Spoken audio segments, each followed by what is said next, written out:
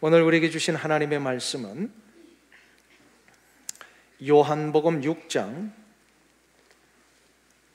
1절부터 15절까지의 말씀입니다. 요한복음 6장 1절부터 15절. 광고가 하나 빠졌습니다. 3부 예배는 동시통역이 준비되어 있습니다. 혹시나 영어권 사역자들에게 이 예배를 초대하고 싶으신 분들은 알려주시면은 동시통역이 이루어지게 된다는 것 꼭 기억해 주시고 3부를 준비하시면 되겠습니다.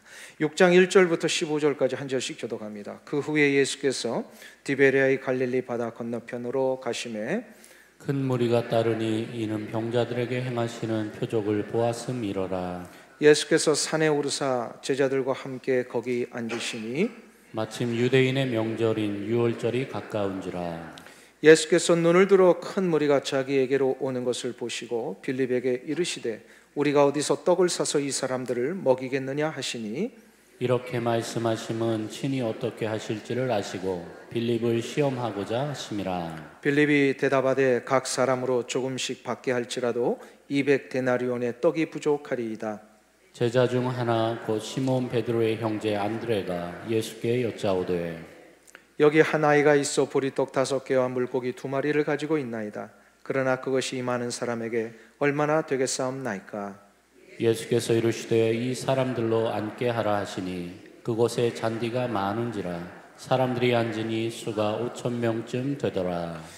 예수께서 떡을 가져 축사하신 후에 앉아있는 자들에게 나눠주시고 물고기도 그렇게 그들의 원대로 주시니라. 그들이 배부른 후에 예수께서 제자들에게 이르시되 남은 조각을 거두고 버리는 것이 없게 하라 하시므로 이에 거두니 보리떡 5개로 먹고 남은 조각이 12바구니에 찼더라. 그 사람들이 예수께서 행하신 이 표적을 보고 말하되 이는 참으로 세상에 오실 그 선지자라 하더라. 같이 읽습니다. 그러므로 예수께서 그들이 와서 자기를 억지로 붙들어 임금으로 삼으시려는 줄 아시고 다시 혼자 산으로 떠나가시니라. 아멘. 할렐루야. 오늘 2부 예배 오신 성도님들 축복합니다. 2부 예배 오신 분들은 또 3부 예배도 분명히 오실 줄로 믿습니다. 웃기만 하고 아멘을 안 하셔서 정말로 우리가 수년 만에 이렇게 귀한 말씀 부흥회를 준비했는데요. 우리 1부 때 참 큰 은혜가 있었고요. 2부에 오신 분들 3부에도 다 오셔서 함께 큰 이 말씀의 양식을 다 누리시기를 주 이름으로 축원합니다. 서로를 향해서 한번 축복의 인사 나누겠습니다. 앞뒤 좌우에 계신 분들하고 반갑습니다. 축복합니다. 네. 감사합니다. 오늘 강사님 수년 전에 저희 교회에 오셨다가 아주 큰 부흥의 역사를 이루어 주셨던 목사님이신데요. 필라델피아 임마누엘 교회를 이제 은퇴하시고 이 캘리포니아 지역에 이사를 오셨어요. 그래서 여기서 이제 귀한 후배 목사님들을 위한 코칭 사역부터 시작해서 많은 일들을 감당하고 계시는데 오늘도 하나님의 거룩한 뜻을 따라서 말씀 전해 주실 때에 뜻밖의 야외 파티라는 제목으로 전해 주시겠습니다. 우리 환영하는 의미에서 큰 박수로 한번 맞이해 주시면 감사하겠습니다.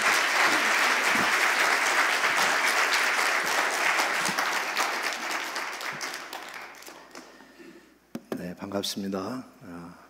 설교 제목으로 보면은 야외 예배를 드려야 되는데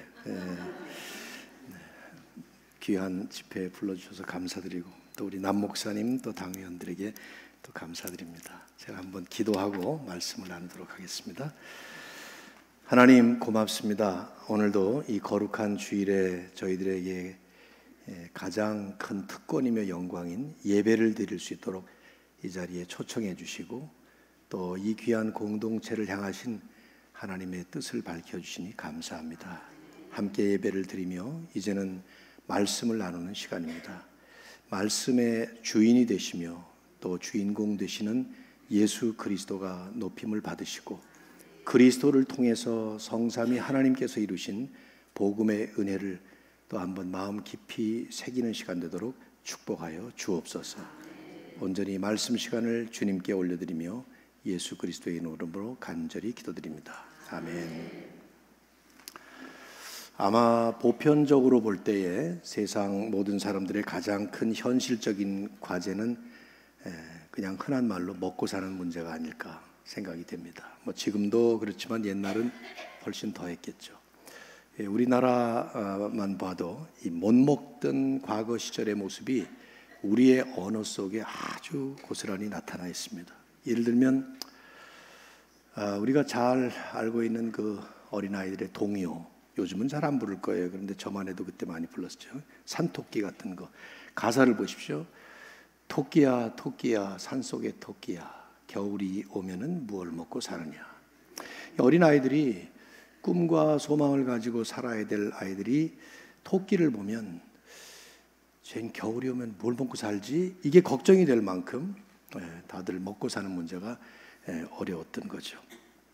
제 아들이 이제 결혼한 다음에 며느리가 첫 손녀를 낳았는데 우리 같이 살았어요. 한 7년을 같이 살아서 저희가 아이들을 그렇게 같이 돌봤는데 아내가 종종 우리 첫 손녀에게 재울 때마다 동요를 불러주곤 했는데 제가 이 노래는 안 했으면 좋겠다라고 부탁을 한 노래 하나가 있는데 섬지박이라는 노래 아시나요? 네, 엄마가 섬 그늘에 뭐 이런 노래 있잖아요. 네, 그 노래도 구슬프지만 가사를 보면 엄마가 섬 그늘에 굴 따러 가면 아기가 혼자 남아 집을 보다가 바다가 불러주는 자작 노래에 팔 베고 스르르 잠이 듭니다. 이 엄마가 어린아기를 집에다 혼자 놔두고 자기는 굴 따러 나갔다는 얘기인데 미국식으로 보면 이건 완전히 차일드 어뷰스로 감옥에 가든지 아이 뺏깁니다. 이거 큰일 날 노래인데 그만큼 못 살았으니까 오죽하면 그랬겠나 이 말이죠. 가족이라는 말을 영어로는 family, 라틴어에서 온 말인데 봉사자라는 뜻입니다. 근데 우리는 식구라고 합니다. 먹을 식자, 입구자, 먹는 입이라는 말이죠. 식구가 몇 명이에요? 7입니다. 그러면 그 말을 직역을 하면 먹는 입이 몇 개예요? 7개입니다. 식구들 눈에 다들 가족들 눈에 먹는 입만 보이는 거죠. 딴 부위는 안 보이는 거예요. 오죽하면 우리는 그래서 먹는다는 말을 아무데나 다 붙여 쓰지 않아요. 우리는 밥만 먹는 게 아닙니다. 해가 가면 나이를 먹습니다. 여름이 되면 더위를 먹습니다. 어떤 사람들은 공금을 횡령해 먹고 그래서 욕을 먹습니다. 심지어 바지가 끼면 바지 먹었다 그럽니다. 밥도 먹고 돈도 먹고 나이도 먹고 욕도 먹고 옷도 먹고 안 먹는 게 없을 정도로 뭐든지 다 먹는 우리들. 성격을 평가할 때도 우리는 먹는다는 말로 잘 표현해요. 구두쇠 같은 사람을 우리는 뭐라 그래요? 짜다. 야무진 사람은 맵다. 맹숭맹숭한 사람은 싱겁다. 외국인이 들으면 이건 식인종이 틀림없다 이렇게 생각할 정도로 말들 씁니다. 오죽하면 전 세계에 없는 특별한 인사법이 우리한테는 있잖아요. 식사하셨습니까?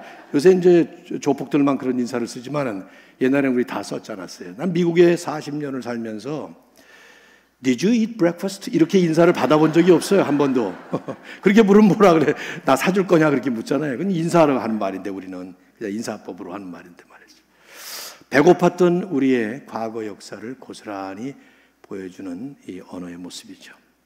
하지만 고대 사회에서는 우리나라뿐이었겠습니까? 어디든지 먹는 문제가 가장 시급하고 중요했습니다. 예수님의 이적들을 보면 제가 1, 2, 3부를 전부 다 예수님의 이적으로 골랐는데 그 중에 사복음서, 마태, 마가, 누가, 요한 사복음서가 모두 다 소개하고 있는 이적은 딱 하나, 떡 5개와 물고기 2마리로 5,000명을 먹이신 오병이어 이적입니다. 왜 이 이적만 복음서 기자들이 다 소개했을까? 아마 큰 규모의 이적이었기 때문에 그랬을 수도 있겠지만 제가 볼 때 더 깊은 이유는 그 당시 모든 사람들에게 가장 절실한 문제였던 이 먹는 문제를 해결하셨던 이적이었기 때문에 그 당시 초대교회의 사람들에게 회자되었을 것이라고 생각이 됩니다. 오죽했으면 이 이적을 경험한 그 많은 사람들이 그 현장에서 그 자리에서 예수님을 왕으로 추대하려고 했으니까 말이죠. 다른 이적 때는 그런 게 없잖아요. 마태, 마가, 누가도 전하지만 저는 요한복음 본문을 택했습니다. 똑같은 사건이라도 성경의 저자가 전하고자 하는 주제와 메시지에 따라서 가감을 했습니다. 더하기도 하고 빼기도 하고 사실을 변주한 것이 아니라 불필요한 얘기들 뺐고 이건 강조해야 되겠다 해서 놓습니다. 요한은 공관복음서들과 아주 판이하게 다른 식으로 이 이야기를 진행을 하죠. 스토리이기 때문에 우리가 이제 스토리텔링처럼 연을 하고 있고, 여러분은 이 드라마를 보는 것처럼 보시면 좋겠어요. 성경 본문을 보시고요. 자막에도 성경 구절을 띄워드리긴 하겠습니다만, 유대인의 명절인 유월절이 가까운 그때 이 배경이에요. 예수님의 이적들을 목격한 수많은 사람들이 예수님을 따라가고 있었어요. 5절 보시면은 예수께서 눈을 들어 큰 무리가 자기에게로 오시는 것을 보셨다 이렇게 썼는데, 마가복음에 보면 그들의 모습이 마치 목자 없는 양처럼 불쌍한 생각이 들었다 이렇게 예수님이 마음을 가지셨다는 것을 표현하죠. 예수님의 긍휼이 이 이적의 배경이에요. 시간은 저녁 식사 시간, 장소는 텅 빈 허허벌판이었어요. 그런데 먹을 것은 전혀 없는 상황이었습니다. 마태, 마가, 누가는 남자들만 5,000명이라고 기록을 했는데, 생각해 볼 때 아무래도 교회에도 여성들이 더 많잖아요. 여성들이 많이 있었을 것이고, 아이들까지 합하면 적어도 한 2만 명, 그보다 더 넘지 않았을까 생각이 돼요. 그렇다면 그 많은 사람들이 그 순간 그 자리에서 단번에 먹을 수 있는 양식을 구한다? 이건 불가능한 상황이었죠. Impossible situation. 잠시 여러분이 스토리는 모든 내용을 다 기록을 안 해요. 상상을 해보실 필요가 있어요. 이 순간에 이제 예수님께서 이적을 행하시는데, 주님께서 행하실 이적의 패턴, 어떤 식으로 이적을 행하셨을 수 있을까? 그 옵션들을 한번 생각해 보십시오. 구약 시대에 일어났던 이적들을 생각해 본다면 아마 하늘에서 만나를 내리실 수 있었을 거예요. 예수님이 메추라기를 보낼 수 있었을 것이고, 엘리야에게 떡과 고기를 물어다 주었던 그 까마귀 떼들을 한 2만 마리를 보내서 보낼 수도 있었을 거고, 아니면 이미 요한복음 2장에 가나에서 물로 포도주로 만드신 이적이 있었으니까 당장 그 들판에 있는 돌덩어리들을 떡덩어리로 만들어서 먹이실 수도 있었고요. 저는 그냥 내가 만일에 예수님이었다면 하는 생각을 해봤어요. 그냥 상상으로. 그러면 그냥 저는 요즘식으로 요 앞에 인앤아웃 있던데 제가 그거 좋아하거든요. 그러니까 각자의 주머니 속에 인앤아웃 더블 하나, 이쪽에 콜라 한 병 이렇게 하면 나오지 않겠어요. 그거 싫은 사람은 김밥 한 덩어리, 에비앙 생수 한 병 이렇게. 예수님이 뭘 못하시겠습니까? 그렇잖아요? 다 하실 수 있죠. 그런데 여기에 우리 주님께서 주님께서 행하신 이적이 아주 특별한 이적이었습니다. 사복음서가 다 기록을 하고 있어요. 제자들 보고 너희들이 먹을 걸 줘라 이렇게 말씀하신 거예요. 요한은 마태, 마가, 누가는 적지 않지만 요한은 특별히 이 중에서 두 제자 빌립과 안드레를 부각시킵니다. 빌립에게 예수님께서 말씀하시고 그 다음에 또 안드레가 거기 또 끼어들게 되고, 요한만 기록을 했기 때문에 우리는 이 두 인물에 주목할 필요가 있죠. 왜냐하면 이들의 모습 속에 우리의 모습이 투영되어 있기 때문이에요. 첫 번째 주목할 인물 빌립. 5절 하반절을 보세요. 빌립에게 이르시되 우리가 어디서 떡을 사서 이 사람들을 먹이겠느냐 하시니, 빌립에게 했는데 이 질문의 목적을 그 다음 6절에 곧바로 요한은 적고 있어요. 이렇게 말씀하신 것은 친히 어떻게 하실지를 아시고 다 알고 계셨어요. 내가 이제 오병이어 이적을 행할 거다라는 걸 알고 계셨지만 빌립을 시험하고자 하심이라. 분명히 시험의 목적으로 하신 거죠. 즉 예수님이 어떤 생각을 하셨는지 제자들 보고 너희들이 먹을 걸 줘라 하면서 특별히 빌립을 지목해서 이 질문을 하신 거예요. 시험하시기 위해서. 무엇을 시험하신 것일까? 추측해 볼 수밖에 없는데 요한복음에 빌립이 여러 번 나옵니다. 그런데 요한이 그리고 있는 빌립의 모습이 아주 일관성 있는 한 가지 모습을 보여주고 있어요. 1장에 보면 빌립이 나다나엘이라는 사람에게 전도를 하는 장면이 나와요. 빌립이 제일 먼저 예수님을 믿은 제자 중에 한 사람인데, 고향에 나다나엘이라는 친구에게 가서 전하니까 나다나엘이 유명한 말을 하죠. 야, 나사렛에서 무슨 선한 게 나오겠냐. 그러니까 빌립이 했던 유명한 말이 있어요. 뭐죠? 와서 보라 그래요. Come and see. 내 눈으로 직접 와서 봐라 그 말이에요. 즉 빌립에게는 눈으로 보는 것이 대단히 중요한 사람이었다 이 말이죠. 그러면 믿을 수 있다. 이렇게 생각한 사람이에요. 아니나 다를까 14장에 가서 보시면 이제 드디어 예수님께서 최후 만찬을 하시고 제자들에게 이제 십자가로 달리시기 위해서 이런 말씀을 하시죠. 내가 너희를 위해서 먼저 가서 거처를 예비하고 다시 와서 너희들도 데려가겠다.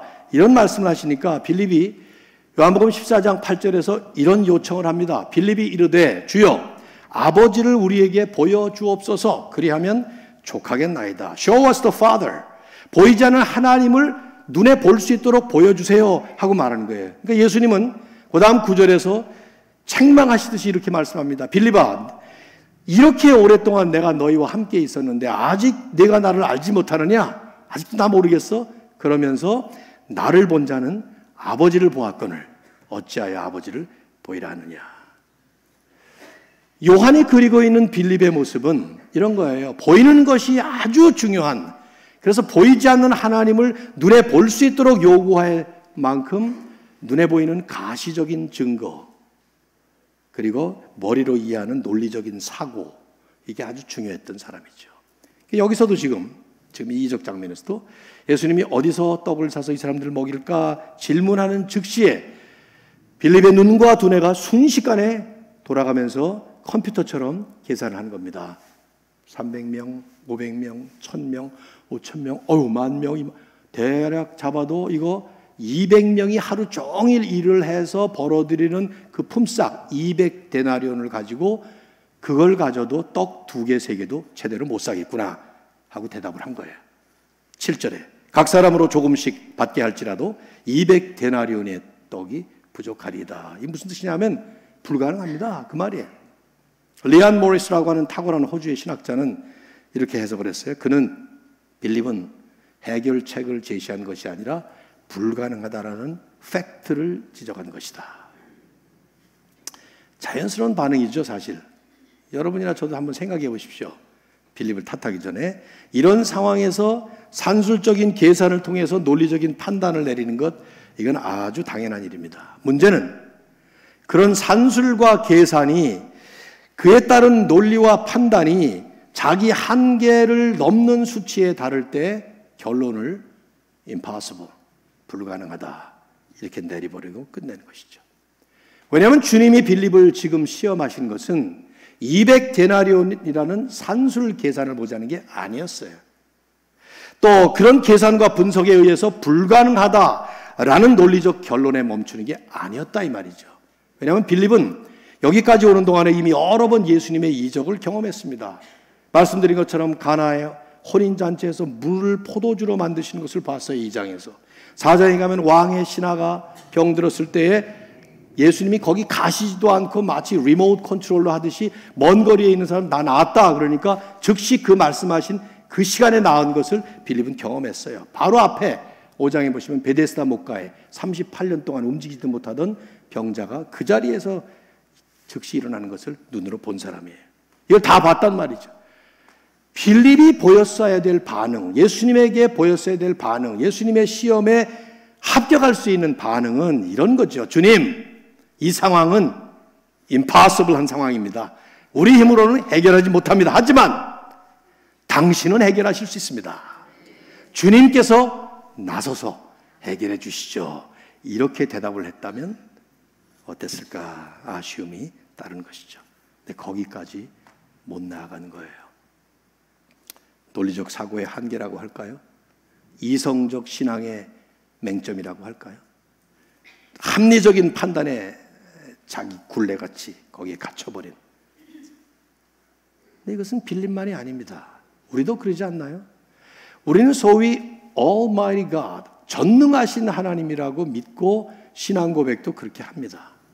하지만 종종 우리의 실생활 속에서는 그 하나님과 상황 사이에서 내 머리의 계산과 마음의 믿음에서 우리는 언제나 줄다리기를 팽팽하게 합니다. 전능하신 하나님, 능력이 무한하신 예수 그리스도, 그렇게 믿고 고백은 하지만 우리의 상식과 계산, 또 우리의 판단과 논리 속에 종종 우리 스스로를 가두어 버리고 내가 설정한 그 한계 이상은 더 나아가지 못하는 그런 모습을 종종 보입니다. 그 전형적인 모습이 뭘까요?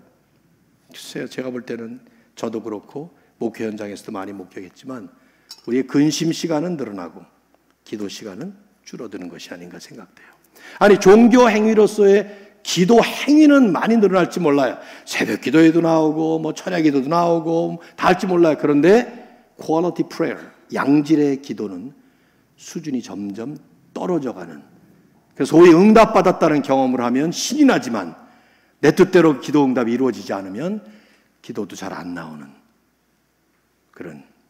그래서 매일매일 일용할 양식이 내 상에 놓이는데 그 일용할 양식을 위해서 기도는 하면서도 그 올려지는 양식들이 주님께서 베푸시는 양식이라는 데 대한 가슴 절절한 감사와 감격은 별로 못 느끼고 여전히 우리의 입에서는 또 다른 종류의 일용할 양식들을 갈구하고 있는 이런 모습들 많이 있지 않나요? 그 결과 우리에게는 자기중심적 고민과 불안감은 점점 쌓여가지만 정말 하나님을 신뢰함으로 누릴 수 있는 평안의 여유는 잘 못 누리고 있다고 생각해요. 제 친구, 친하게 지낸 친구가 복음에 투 유가 있다 그런 말을 해요. 우리 노진사 목사님이. 그래서 여유와 자유, 진짜 복음으로 사는 사람은 여유가 있고 자유가 있다 이런 말을 하는데 제가 명언이라 그랬어요. 빌립과 예수님이 대화를 하는데 옆에 있던 안드레가 불쑥 나섭니다. 안드레는 빌립처럼 예수님이 질문한 게 아니에요. 그런데 자기가 끼어든 겁니다. 어떤 사람들이 이렇게 끼어들죠? 우리 보통 이제 오지랖이라고 그러는데 그 오지랖의 원조라고 볼 수 있을 만큼 지금 탁 끼어드는 거예요. 보세요. 8절. 제자 중 하나 곧 시몬 베드로의 형제 안드레가 예수께 여짜오되 여기 한 아이가 있어 보리떡 5개와 물고기 2마리를 가지고 있나이다. 자, 묻지도 않는데 안드레가 나선 것입니다. 우선 질문을 해볼 필요가 있겠죠. 여러분은 그런 의문이 생기지 않나요? 저는 생겨요. 이런 스토리를 읽다 보면 다 적지 않기 때문에. 안드레가 이 오병이어를 가진 소년을 어디서 발견했을까? 생각해 보세요. 물 한 잔 마시는 동안에. 누구 도시락 가져온 사람 없냐? 막 찾았을 가능성도 있겠죠. 아니면 옆에 보니까 소년이 도시락을 가지고 뭐 그럴 수도 몰라요. 우리는 요한이 쓰지 않고 있으니까. 중요하지 않기 때문이죠. 요한이 강조하는 중요한 점은 안드레가 이 소년을 발견했다는 점, 그리고 그 소년을 예수님께 데리고 왔다는 사실이에요. 왜냐하면 안드레는 요한복음에서 나올 때마다 이런 모습을 보입니다. 재밌어요. 1장에 보면 안드레는 제일 먼저 예수님을 따랐던 제자였고, 그런 다음에 즉시 자기 형제, 우리는 형이라고 생각하잖아요. 베드로. 어쨌든 형제 베드로를 데리고 예수님께로 옵니다. 12장에 보면 어떤 사람들이 예수님을 접견하기 위해서 오는데 그 사람들이 빌립에게 요청을 해요. 근데 빌립은 웬일인지 안드레에게 데려갑니다. 그 안드레가 그 사람들을 데리고 예수님께로 갑니다. 여기서도 이 소년을 주님께 데려가요. 3번 모두가 다 안드레는 누군가를 부지런히 주님께로 인도하는 그런 모습을 보여줍니다. 다분히 부지런하고 적극적인, 능동적이고 행동적인 모습을 보여주는 거죠.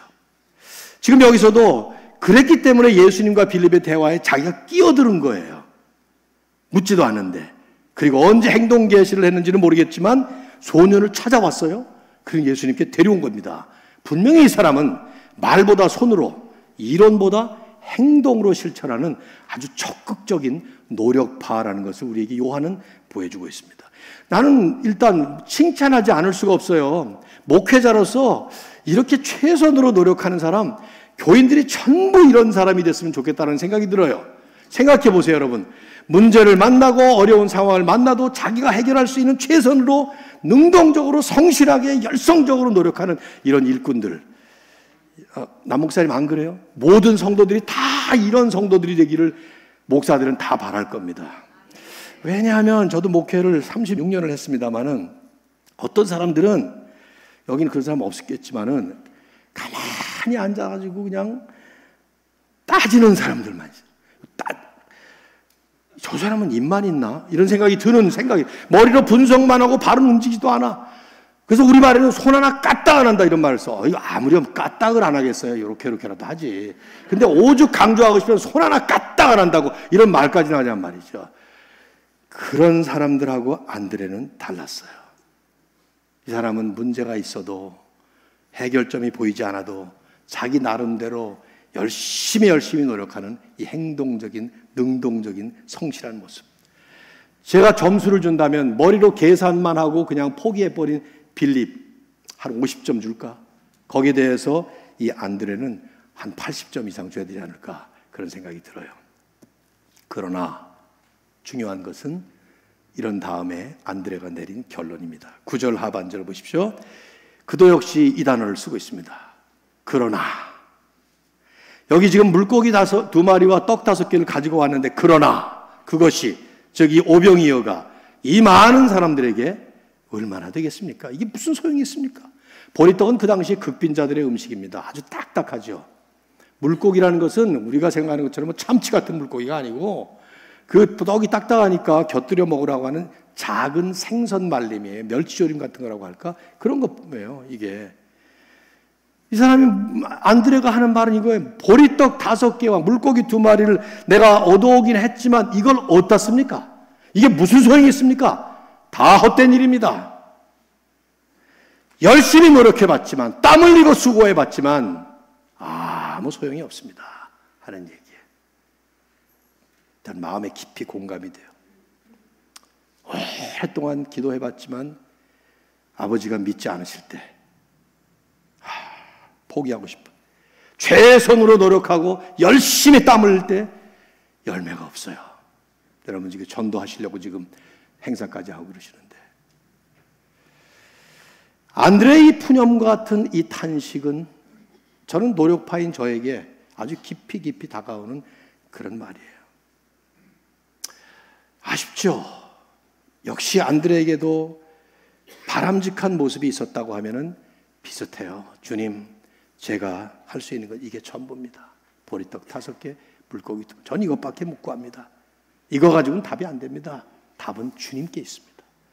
주님께서 나서셔서 주님이 해결하시죠. 이렇게 답을 했다면 어떨까? 저는 우리 모두가 신앙생활을 하다 보면 이 두 사람의 모습 중 어느 하나 혹은 그 선상의 어느 한쪽, 이론만 밝아서 끝나버린 사람과 행동해버리고 자기 행동에 끝나버린 사람, 이 둘 사이에서 왔다 갔다 하는 거 아닌가 생각이 들죠. 이 스토리의 클라이막스는 이제 그 다음이에요. 네. 노파심에 뭐 하나 정리하고 들어가죠. 많은 설교들이 이제 이 시점에서 그 다음 누구를 등장시키나 하면 이 이름 없이 헌신한 무명의 소년입니다. 이름이 없어요.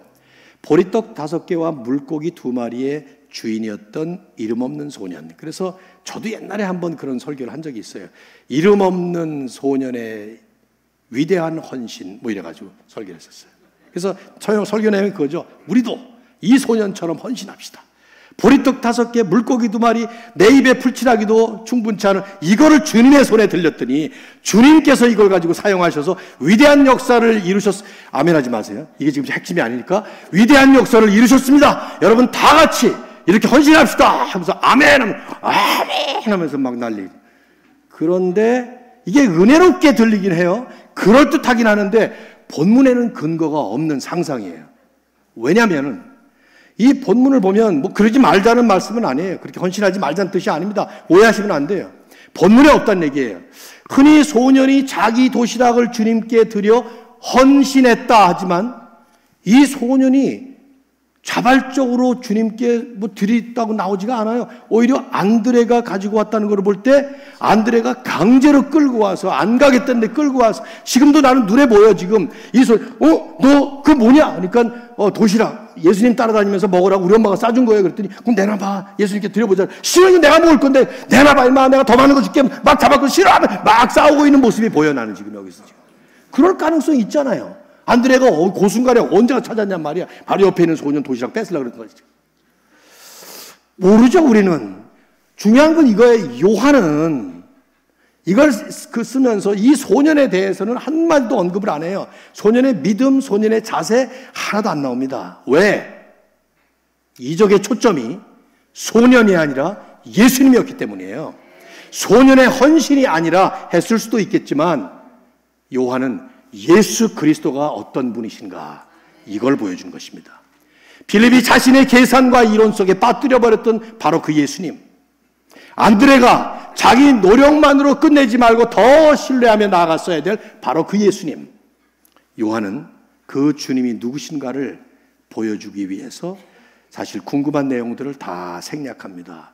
궁금하잖아요. 어떻게 오병이어 이적이 2만 명이 모였다고 합시다. 떡 5개가 있어요. 물고기 2마리, 이런 거 2마리가 있습니다. 이걸로 어떻게 먹였을까? 여러분 상상해 보십시오.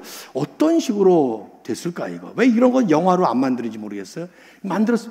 아마 떡을 뚝 하고 뜯어주니까 이만큼 또 나오고 또 뚝 뜨니까 더 커지고 뭐 이랬을지, 아니면 예수님이 축사를 하시니까 떡이 갑자기 이렇게 불어났는지 우리는 얼마나 궁금해. 안 궁금하세요? 성경이 읽다 보면. 그렇죠. 천국 가서 물어보시고 이게 지금 안 써 있단 말이에요. 그러니까 몰라. 왜 안 썼는가? 그런 거 쓰면은 우리 눈의 초점이 딴 데로 가니까 다 없애버린 거예요. 그리고는 이리 이적을 행하신 예수가 누구신가? 우리가 그 예수님을 바라볼 수 있도록 중요한 거를 2가지를 정리하고 있습니다. 첫째, 모든 군중들이 풍성하게 먹었고 그 먹은 것들이 대단히 소중한 것들이었다 하는 것을 요한은 적고 있어요. 보십시오. 사복음서가 이 사실을 다 강조해요. 그런데 요한이 반복해서 강조하죠. 11절 하반절, 그들의 원대로 주셨다. 그들의 원대로, as much as they wanted. 그러니까 이 사람들은 단순히 오병이어 한 번 얻어먹은 게 아니에요. 더 주세요. 더 주세요. 부페 식당에서 맘 놓고 먹은 것 같이 원대로 먹었으니까. 12절 상반절도 똑같아. 그들이 배부른 후에 배 터지게 먹었다는 거예요. 마치 all you can eat 부페 식당에 가서 풍성하게 배 터지게 먹은 것처럼 그렇게 오병이어를 먹었다는 거예요. 그리고 공관복음에 없는 사실 하나를 더 추가합니다. 12절 하반절, 남은 조각을 거두고 버리는 것이 없게 하라고 명령하셨어요. 마태, 마가, 누가는 그냥 12광주리에 남았다라는 그 result, 팩트만을 기록하는데 요한은 그것이 예수님이 명령하신 것이다 이렇게 말씀하십니다. 왜 남기지 마라, 하나도 버리지 마라 하고 예수님께서 명령하셨을까? 여러분이 어디 가서 음식 드시고 나서 남은 것 버릴 때가 있고 싸갈 때가 있어요. 버릴 때와 싸갈 때 명백하죠? 싸가는 것은 맛있는 음식, 또 먹고 싶은 음식일 때 싸갑니다. 아유 맛도 없어. 그런데 또 싸갑니까? 버리죠. 그거 다. 너무 귀한 음식, 너무 맛있는 기가 막힌 병이 아니라 요즘에 그 신세대들은 이거 한자가 익숙하지 않아가지고 어떤 교회 갔더니 오떡이어라고 썼더라고. 떡이에요, 떡. 저도 아까 사무실에 있는데 제게 그 떡을 또 딱 5개 갖다 주셨대 보니까. 5개를 다 먹으려다 그러면 트림 나올까봐 3개만 먹었는데 너무 맛있더라고요, 송편이. 그 안에 팥이 들었는데 너무 맛있는 거야. 잡수고 싶으시죠? 네. 2개 남았으니까 오시면 제가 드릴게요. 너무 맛있는 걸 먹은 거예요. 그러니까 지금 이 뜻밖의 벌어진 야외 파티에서 이들이 먹은 오병이어라고 한 이것은 단순한 보리떡과 물고기가 아니었습니다. 최고의 극상품 음식을 배 터지게, 그리고 먹고도 남아서 가져갈 수 있게 LA 최고의 맛집에서 배부르게 먹었다는 얘기죠. 메시지 뭡니까? 예수님은, 우리 주님은 가장 값지고 귀한 그 은혜를 부족함 없이 풍성하게 우리에게 베푸시는 은혜의 주인이시다. 여러분이 예수님을 믿으셨다면 여러분과 제가 누리고 있는 복음의 은혜는 바로 그런 것입니다. 예수 믿고 구원받는다고 생각해서 지금 간신히 천국 가느라고 턱걸이하면서 가는 게 아니라, 지금 우리가 복음의 은혜 안에 산다고 하는 것이 무슨 의미인가? 가장 값지고 귀한 이 복음의 은혜를 넘치고 또 넘치도록 풍성하게 베풀으시는 은혜의 주인, 그분이 바로 예수님이다. 여러분 혼동하시지 마십시오. 제발 부탁입니다. 은혜가 핵심이 아니라 그 은혜를 베푸신 주님이 핵심입니다. 왜 이 얘기를 제가 해야 되느냐? 사실은 지금 이 사건은 요한복음 6장 1절에서 15절로 끝나지 않습니다. 그 뒤에 따라오는 후폭풍이 있어요. 오병이어 이적, 그 후폭풍, 이렇게 한번 또 설교를 해야 될 판이에요. 그 뒤가 더 중요해요. 이 사람들이 계속 예수님을 따라갔어요. 그 맛을 본 다음에. 그러자 예수님은 6장 26절을 보시면 그들을 향해서 질타하듯이 이렇게 말씀하셔요. 너희가 나를 찾는 것은 표적을 본 까닭이 아니라, 사인, 표적, 떡을 먹고 배부른 까닭이로다. 이게 무슨 말이냐 하면 표적이라는 말은 사인이라는 말이에요. 지금 이 오병이어 이적은 사인에 불과해. 무슨 사인이냐? 예수가 누구냐를 보여주는 사인이에요. 여러분 길 가다가 사인을 보시면 그 사인이 가리키는 실체가 있습니다. 오렌지 카운티 한인교회라는 사인이 있으면 그 사인이 있는 자리가 오렌지 카운티 한인교회가 아니라 그 사인이 가리키고 있는 실체가 있다 이 말이에요. 병원 사인 H자를 보시면은 그걸 보고 나서 우리는 따라가서 병원을 봅니다. 사인은 실체를 가리키는 간판에 불과해요. 이 사람들이 먹었던 오병이어라고 하는 것은 사인에 불과했어요. 이것이 보여주는 실체, 예수 그리스도. 그런데 이들은 떡에만 관심이 있었지 실체에는 관심이 없었단 말이에요. 아니 더 정확하게 얘기한다면 떡에 도취된 나머지 주인이신 떡 주신 분 예수 그리스도를 망각했던 것이죠. 그래서 예수님은 그들을 향해 전곡을 찌르는 이 전체의 주제가 되는 말씀을 6장 35절에서 이렇게 하시죠. 한번 읽어보세요 여러분 다 같이. 예수께서 이르시되 나는 생명의 떡이니 내게 오는 자는 결코 줄이지 아니할 터이요 나를 믿는 자는 영원히 목마르지 아니하리라. 예, 뉘앙스를 살려서 번역한다면 나는 생명의 떡이니라기보다는 내가 생명의 떡이다 이렇게 하셔야 돼요. 그 떡이 생명의 떡이 아니라 내가 생명의 떡이다. 무슨 말입니까? 예수님이 어떤 분이란 말이에요. 먹으면 또다시 배고프고 마시면 또다시 목마르는 그런 이 세상의 것들과는 종류와 차원이 다른 영원토록 목마르지 아니하고 영원토록 배고프지 않는 진정한 생명의 떡이 바로 나 예수다. 주님은 그런 말씀을 하시는 것이죠. 예수가 생명의 떡이라는 거예요. 그분에게서 나오는 떡고물이 중요한 것이 아니라 바로 그분. 또 하나 요한은 예수 그리스도는 이 땅의 임금들과는 근본적으로 다른 하나님 나라의 진정한 왕이시다 하는 걸 보여줍니다. 여기 보세요. 감동받은 군중들이 다 함께 말합니다. 14절. 그 사람들이 예수께서 행하신 이 표적을 보고 말하되 이는 참으로 세상에 오실 그 선지자라. 스토리가 깁니다. 그 선지자, the prophet 이렇게 한 말은 무슨 말이냐 하면 오래전에 모세를 첫 번째 선지자로 세우시고 나서 하나님이 모세가 이제 떠나기 전에 신명기 18장 18절에 내가 너와 같은 선지자 하나를 이들을 위해 세우리라. 그래서 유대 사람들은 이 너와 같은 선지자 하나, 그 선지자를 오실 메시아를 예표한다고 그렇게 믿었습니다. 맞습니다, 신학적으로. 다만 유대인들은 그 메시아가 오시면 우리 민생고 문제를 해결해 주고 지금 로마의 학정에서 고통당하는데 로마로부터 해방시켜 주실 일종의 민중 해방 운동을 일으키실 혁명가로 생각했던 것이죠. 빗나간 잘못된 메시아 신학이었던 거예요. 그래서 지금 이 사람들은 그 자리에서 자기들 민생고를 해결해 주는 이 분을 보면서 즉각 왕으로 올리려고 했어요. 근데 주님은 뿌리치시죠. 15절 마지막으로 다 같이 시작. 그러므로 예수께서 그들이 와서 자기를 억지로 붙들어 임금으로 삼으려는 줄 아시고 다시 혼자 산으로 떠나가시니라. 사람들은 다 같이 환호하며 임금으로 모시려는데 예수님은 뿌리치십니다. 제자들을 빨리 갈릴리로 건너가게 하십니다. 그리고 본인은 산으로 올라가 버리십니다. 왜 그러셨을까? 간단해요. 예수님은 이런 방식으로 왕이 되실 분이 아니었어요. 잠시 먹는 문제를 해결해 주심으로써 왕이 되실 분이 아니었습니다. 우리는 오늘날 많이 이걸 오해해요. 잠깐 사는 이 세상에서의 그 현실적인 문제만 해결할 뿐으로 착각하는 것은 성경이 말씀하는 예수님의 모습이 아니에요. 그러면 주님은 어떤 방식으로 왕이 되시는가?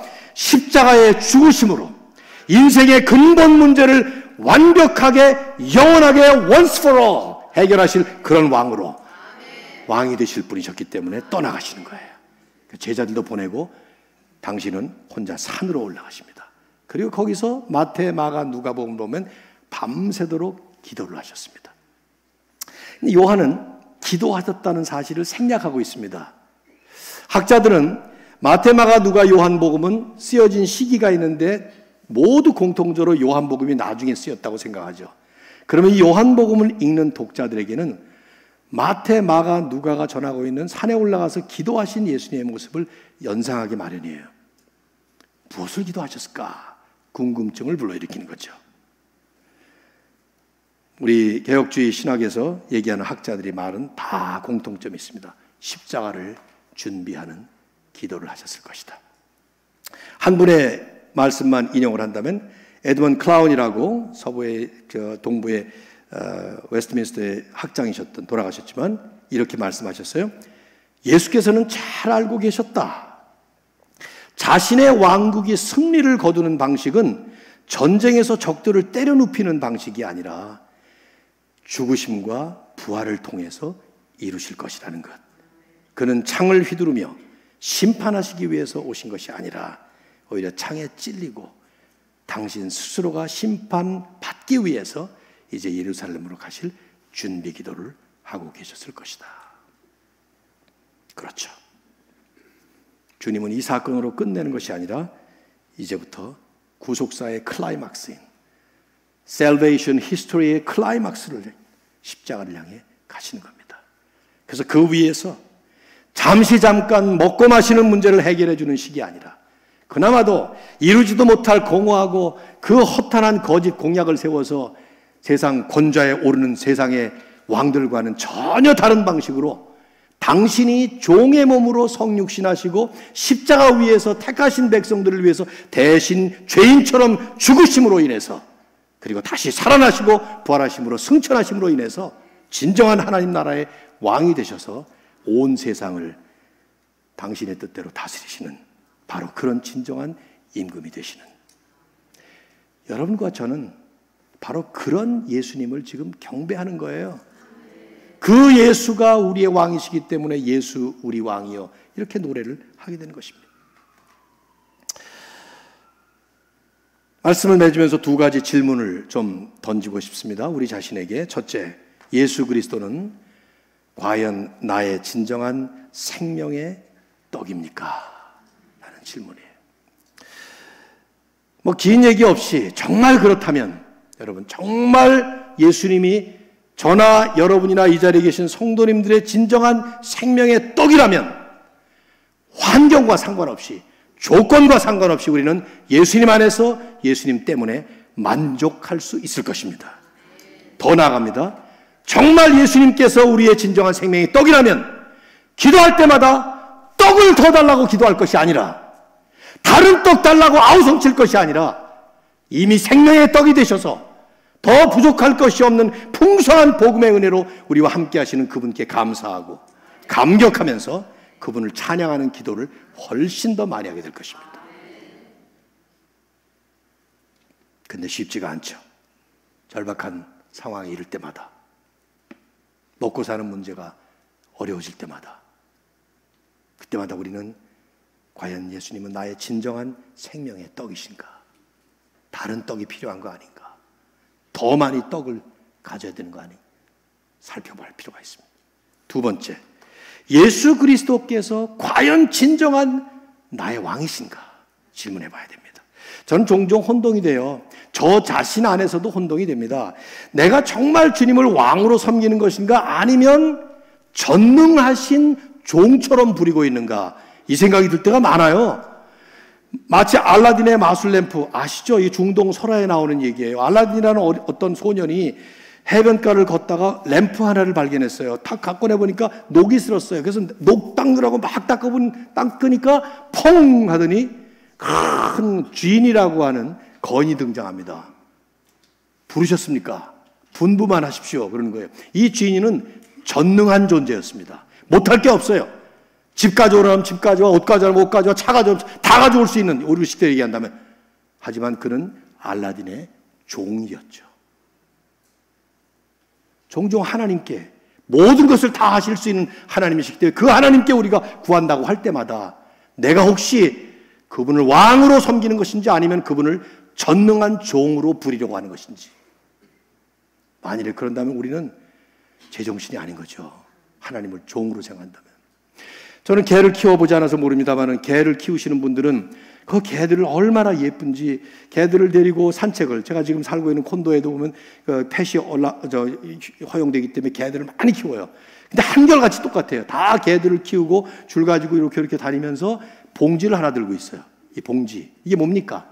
그 개가 응아하는 것을 이제 치우는 거죠. 이렇게 하는 거예요. 근데 생각해 보세요. 어느 날 그 개가 내 뒤를 졸졸 따라다니면서 내가 싸놓은 이걸 처리하는 이 사람은 분명히 내 종이구나, 이렇게 생각한다면 그 개는 미친 개 내지는 하여튼 그런 거 아니겠어요? 하나님이 내 뒤를 종종 따라다니면서 내가 저지른 많은 잘못들을 잘 거두어서 합력하여 선을 이루셨어요. 내가 지은 죄까지 용서하시고 그 죄의 잔재가 남지 않도록 전부 거두어 주시고 하나님이 그렇게 해주시는데, 아무리 봐도 내 종이구나 이렇게 생각하고 하나님을 믿고 있다면, 그러면 우리는 지금이라도 정신을 바로 차려야 되겠죠. 이 질문, 정말 우리는 주님을 왕으로 모시고 있는가? 매주마다 우리는 왜 예배를 드리는가? 예수 우리 왕이여 찬양하기 위해서 모이는 거죠. 수만 명 군중들이 흥분하고 환호했던 이 오병이어의 이적, 군중들의 과오가 있었다면 그 먹은 그것에 너무 도취된 나머지 그 자리가 끝인 줄 알았어요. 근데 사실 오병이어는 하나의 사인으로서 그리스도를 가리키면서 그리스도께서 완성하실 그 마지막 완성된 하나님 나라에 대한 에피타이저에 불과했어요. 식당에 가서 아주 멋있는 정찬을 시키면 잔치 때 에피타이저가 나옵니다. 입맛 돋구어서 그 다음에 나오는 좋은 음식을 더 즐기라고. 근데 우리가 에피타이저만 먹고 배불러 버리면 진짜 나오는 정찬 다 망칩니다. 똑같은 식이에요. 이건 에피타이저에 불과해. 그래서 그 맛만 보고 더 좋은 것을 기대하도록 만들어주는 것인데, C.S. 루이스는 기가 막히게 이 얘기를 했어요. 이 세상에서 우리가 경험하고 있는 좋은 것들은 우리가 아직 발견하지 못한 꽃의 향기, 우리가 아직 들어보지 못한 실제 소리의 메아리, 우리가 아직 한 번도 방문하지 못한 그 나라에 대한 소식에 불과하다. 맞습니다. 이 땅에서 우리가 맛있게 먹고 즐기고 있는 모든 것들은 완성될 하나님 나라의 그림자에 불과하고 맛보기에 불과해요. 향기는 맞지만 실제의 꽃은 아직 보지를 못했어요. 메아리 소리는 듣지만 아직 실제 소리는 듣지 못했습니다. 그리고 소식, 뉴스는 들었지만 그 나라에 아직 도달하지는 못했습니다. 그래서 당분간 우리는 이 맛보기에 만족하면서 그것이 가르치고 있는 그 마지막을 소망하며 나아가야 됩니다. 왜?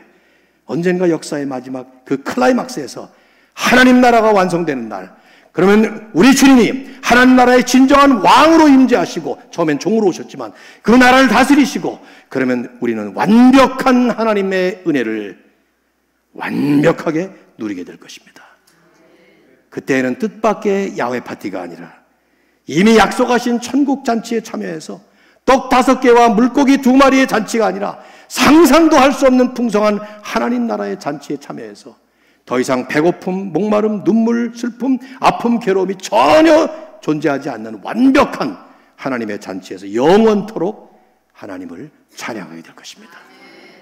그날을 바라보며 이미 주신 복음의 은혜에 감격하면서 이제 이루어질 하나님 나라의 완성을 향해 우리는 지금 달려가고 있는 것이죠. 이 은혜가 사랑하는 성도님들과 교회에 충만하시기를 주의 이름으로 축원합니다.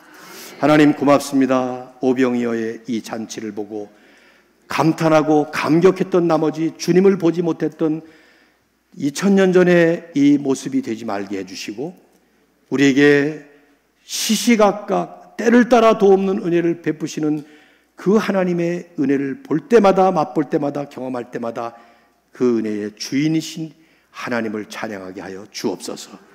이미 이루어진 복음의 은혜에 감격하면서 앞으로 완성될 하나님 나라의 완성을 향해 힘있게 달려가는 저희 모두가 되도록 인도해 주시옵소서. 예수님의 이름으로 기도드립니다. 아멘.